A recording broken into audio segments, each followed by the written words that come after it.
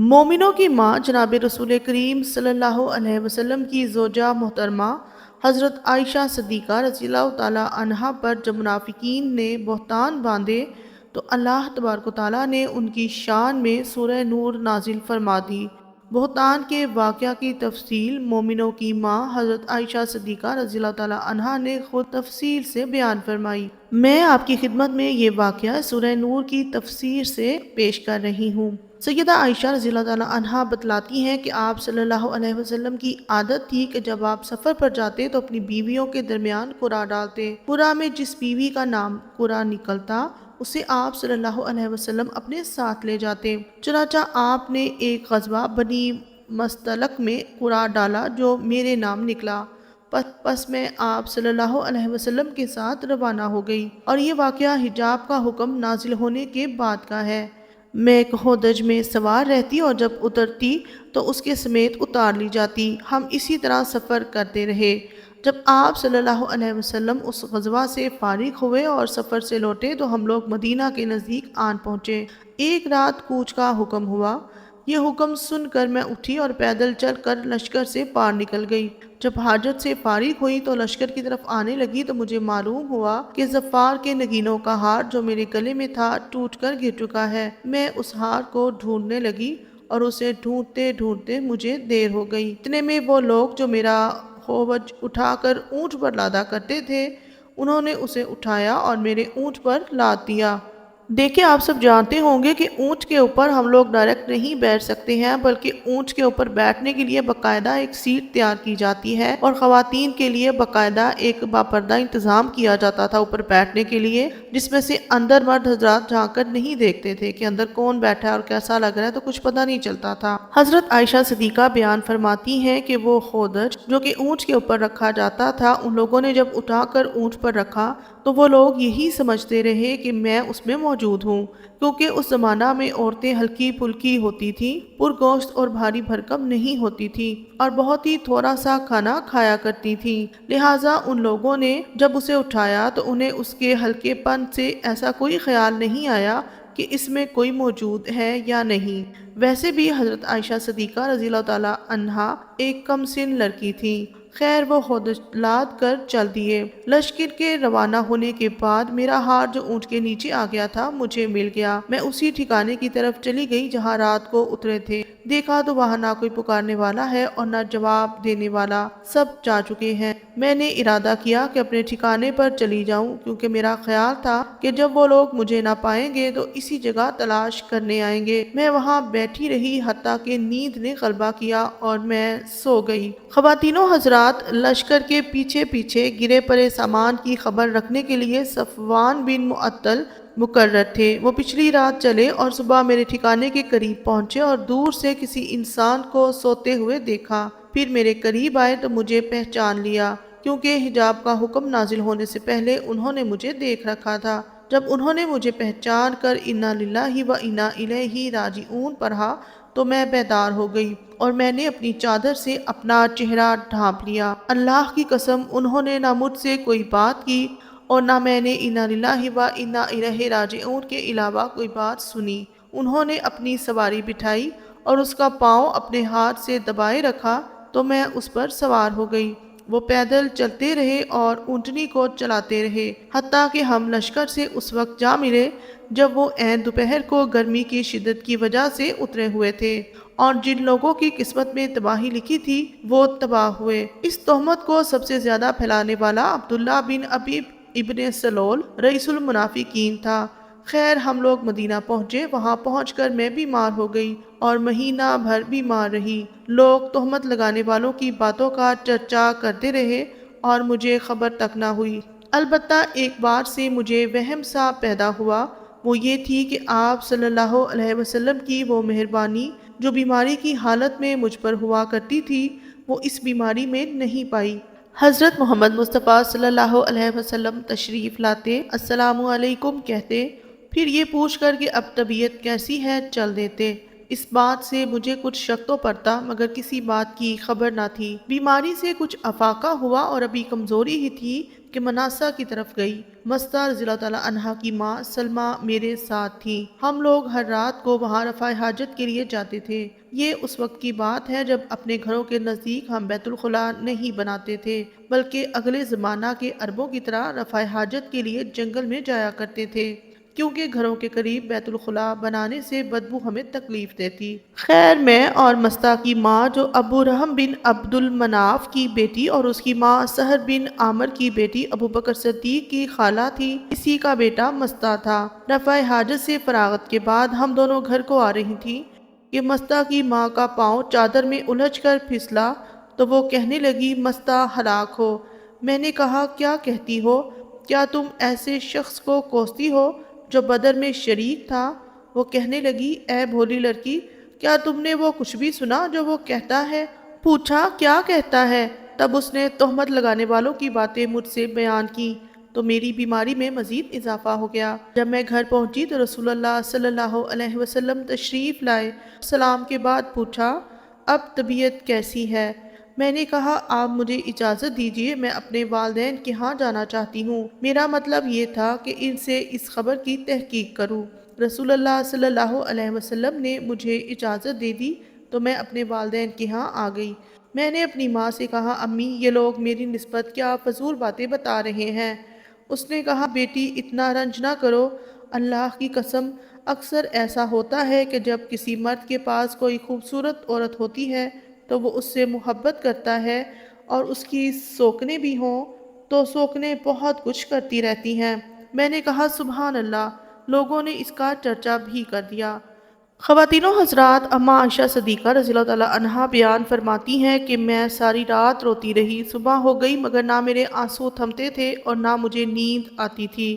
رسول اللہ صلی اللہ علیہ وسلم نے سیدنا علی اور اسامہ بن زید رضی اللہ تعالیٰ عنہا کو بلایا کیونکہ وحی اترنے میں دیر ہو رہی تھی اور آپ صلی اللہ علیہ وسلم اس سلسلہ میں ان سے مشورہ چاہتے تھے۔ چنانچہ اسامہ بن زید رضی اللہ تعالیٰ عنہا نے آپ صلی اللہ علیہ وسلم کو وہی مشورہ دیا جو وہ جانتے تھے کہ عائشہ ایسی ناپاک باتوں سے پاک ہے، اور اسامہ رضی اللہ تعالیٰ عنہا کو آپ صلی اللہ علیہ وسلم کی بیویوں سے محبت تھی۔ انہوں نے صاف کہہ دیا کہ عائشہ پاک دامن اور بے قصور ہے۔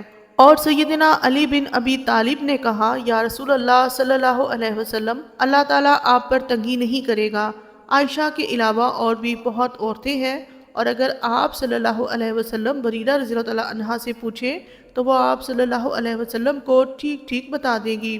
چنانچہ آپ صلی اللہ علیہ وسلم نے بریرہ رضی اللہ تعالیٰ عنہا کو بلایا اور ان سے پوچھا کیا تم نے کوئی ایسی بات دیکھی ہے کہ عائشہ کے متعلق تمہیں کچھ شک ہو؟ حضرت بریرہ رضی اللہ تعالیٰ عنہا کہنے لگی اس کی قسم جس نے آپ کو حق کے ساتھ بھیجا ہے، میں نے ایسی کوئی بات نہیں دیکھی۔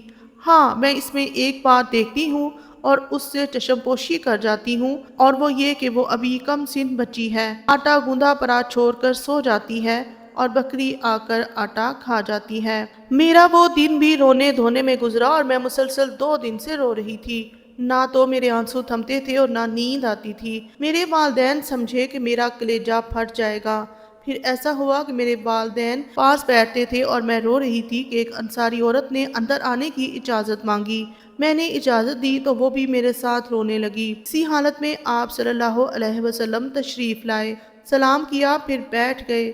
اس سے پہلے جب سے مجھ پر تہمت لگی تھی آپ صلی اللہ علیہ وسلم میرے پاس نہیں بیٹھے تھے۔ 1 مہینہ آپ صلی اللہ علیہ وسلم انتظار کرتے رہے مگر وحی نہ آئی۔ آپ صلی اللہ علیہ وسلم نے بیٹھ کر تشہد پڑھا، پھر فرمایا عائشہ مجھے تیری نسبت ایسی ایسی خبر آئی ہے، اگر تو پاک ہے تو اللہ تعالیٰ تیری برات فرمائے گا، اور اگر واقعی تجھ سے قصور ہو گیا ہے تو اللہ سے اپنے قصور کی معافی چاہ اور توبہ کر، کیونکہ جب بندہ گناہ کا اقرار کرتا ہے تو اللہ کے حضور توبہ کرتا ہے تو اللہ اس کے گناہ بخش دیتا ہے۔ جب آپ صلی اللہ علیہ وسلم یہ فرما چکے تو یکبارگی میرے آنسو تھم گئے اور یہاں تک کہ ایک قطرہ بھی میری آنکھوں میں نہ رہا۔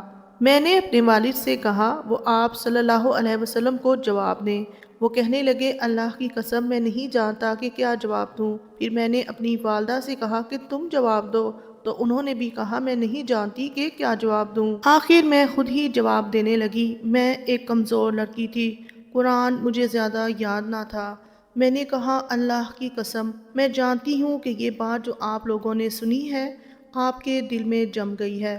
اب اگر میں گناہ کا اقرار نہ کروں اور اللہ خوب جانتا ہے کہ میں نے گناہ نہیں کیا تو آپ لوگ مجھے سچا نہیں سمجھیں گے، اور اگر میں گناہ کا اقرار کر لوں اور اللہ جانتا ہے کہ میں اس سے پاک ہوں تو آپ لوگ مجھے سچا سمجھیں گے۔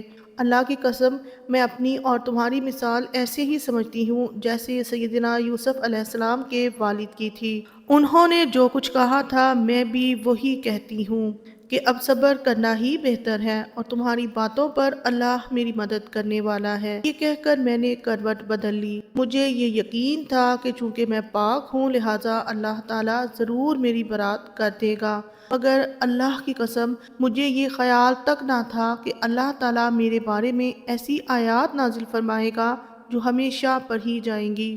میں اپنی شان اس سے بہت کمتر سمجھتی تھی۔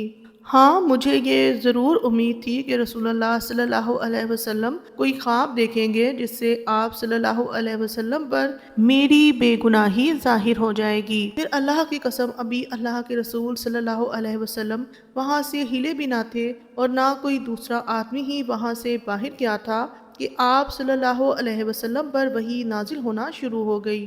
معمول کے موافق آپ صلی اللہ علیہ وسلم پر سختی ہونے لگی اور پسینہ موتیوں کی طرح آپ صلی اللہ علیہ وسلم کے بدن سے ٹپکنے لگا۔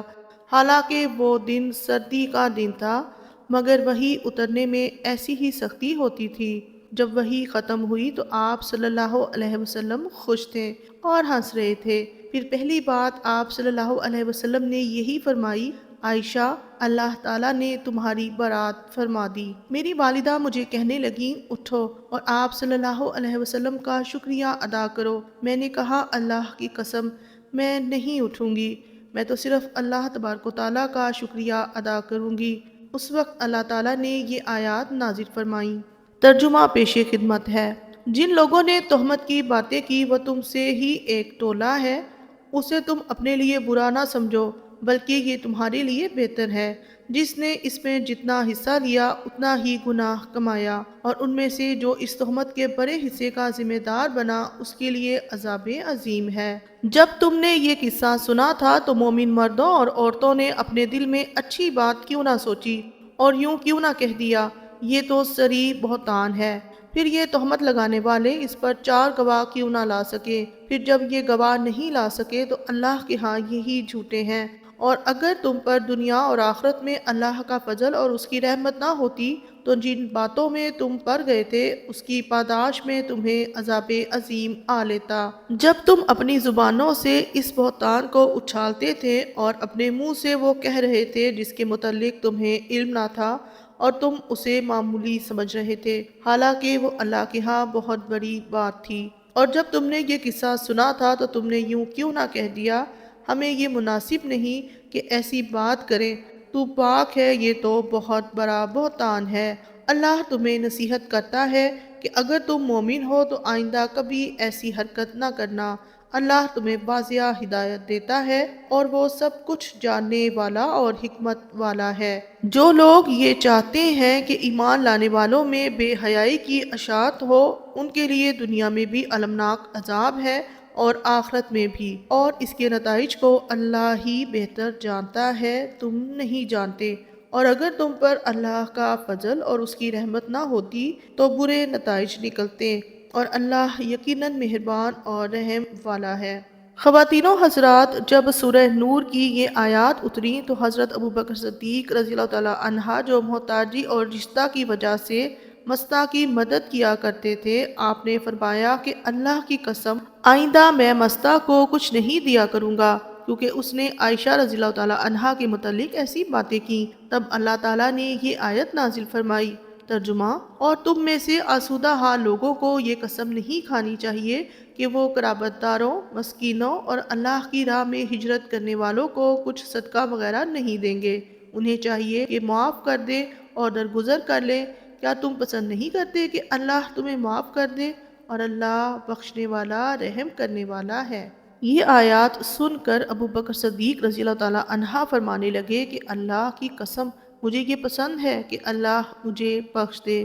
پھر مصطح سے پہلے سا سلوک کرنے لگے اور کہا اللہ کی قسم جب تک مصطح زندہ رہا میں یہ معمول بند نہ کروں گا۔ عائشہ رضی اللہ تعالیٰ عنہا فرماتی ہیں کہ اس تہمت کے زمانہ میں آپ صلی اللہ علیہ وسلم زینب بنت حجش ام المومنین سے میرا حال پوچھتے، تم عائشہ رضی اللہ تعالیٰ عنہا کو کیسی سمجھتی ہو اور تم نے کیا دیکھا ہے؟ انہوں نے کہا یا رسول اللہ صلی اللہ علیہ وسلم میں اپنے کان اور آنکھ کی خوب احتیاط رکھتی ہوں، میں تو عائشہ صدیقہ رضی اللہ تعالیٰ عنہا کو اچھا سمجھتی ہوں۔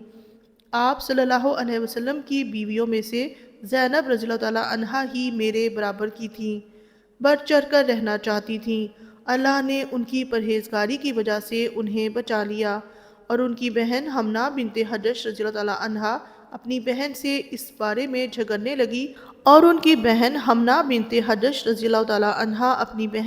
اس بارے میں جھگڑنے لگی تو جیسے دوسرے تہمت لگانے والوں نے نقصان اٹھایا اس نے بھی نقصان اٹھایا۔ یہ بخاری میں درج ہے۔ خواتین و حضرات، میں نے یہ واقعہ جس طرح سے درج تھا اسی طرح حضرت عائشہ صدیقہ رضی اللہ تعالیٰ عنہا کی زبانی آپ کے گوشے گزار کیا۔ اس سے جو سب سے بڑا سبق ملتا ہے وہ یہ کہ ایک پاک دامن عورت کی عزت کا اللہ کے ہاں کتنا بلند مقام ہے کہ اللہ کریم نے حضرت عائشہ صدیقہ رضی اللہ تعالیٰ عنہا کی شان میں سورہ نور نازل فرما دی۔ جو لوگ بدگمان ہو کر یوں ہی الزام تراشنے شروع کر دیتے ہیں ان کے لیے سورہ نور ایک روشنی ہے کہ اس سے اپنے اخلاق کو اندھیرے میں جانے سے بچائیں اور بہتان ترازیوں کی آلودگی سے اپنے آپ کو محفوظ رکھیں۔ خواتین و حضرات، ذرا غور کیجئے، حضرت حسان رضی اللہ تعالیٰ عنہ جو اللہ کے رسول صلی اللہ علیہ وسلم کی تعریف میں اشعار پڑھتے تھے، کافروں منافقوں کی بکواسات کے جوابات دیتے تھے، اور اللہ کے رسول صلی اللہ علیہ وسلم کے فرمان کے مطابق حضرت حسان رضی اللہ تعالیٰ عنہ جب شعر کہتے تھے تو انہیں روح القدس یعنی جبرائیل امین کی تائید حاصل ہوتی تھی۔ اتنا بڑا مقام اور مرتبہ ہونے کے باوجود جب وہ منافقین کے پروپیگنڈے کے بہاؤ میں بہہ گئے اور الزام لگانے والوں میں شامل ہو گئے، بے شک وہ سورہ نور کے نزول کے بعد تائب ہو گئے تھے۔ اس کے باوجود ان کے بارے میں حضرت عائشہ نے کیا ریمارکس دیے، ملاحظہ کریں ذرا۔ صحیح بخاری میں درج ہے کہ حضرت مسروق رحمۃ اللہ علیہ کہتے ہیں کہ میں حضرت عائشہ صدیقہ رضی اللہ تعالیٰ عنہا کے پاس بیٹھا ہوا تھا کہ حضرت حسان بن ثابت رضی اللہ تعالیٰ عنہ تشریف لائے۔ حضرت عائشہ صدیقہ رضی اللہ تعالیٰ عنہا نے انہیں عزت کے ساتھ بٹھایا، حکم دیا کہ ان کے لیے گدی بچھاؤ۔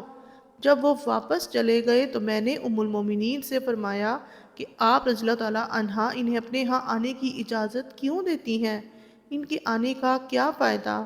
کیونکہ اللہ تعالیٰ نے تو سورہ نور میں فرما دیا کہ ان میں سے جو شخص تہمت کے بڑے حصے کا ذمہ دار بنا اس کے لیے عذاب عظیم ہے۔ تو ام المومنین حضرت عائشہ صدیقہ رضی اللہ تعالیٰ عنہا نے فرمایا، اندھا ہونے سے بڑا عذاب بھلا اور کیا ہوگا؟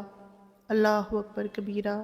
حضرت حسان رضی اللہ تعالیٰ عنہ آخری عمر میں نابینا ہو گئے تھے، لہٰذا ام المومنین نے فرمایا شاید یہی عذاب عظیم ہو۔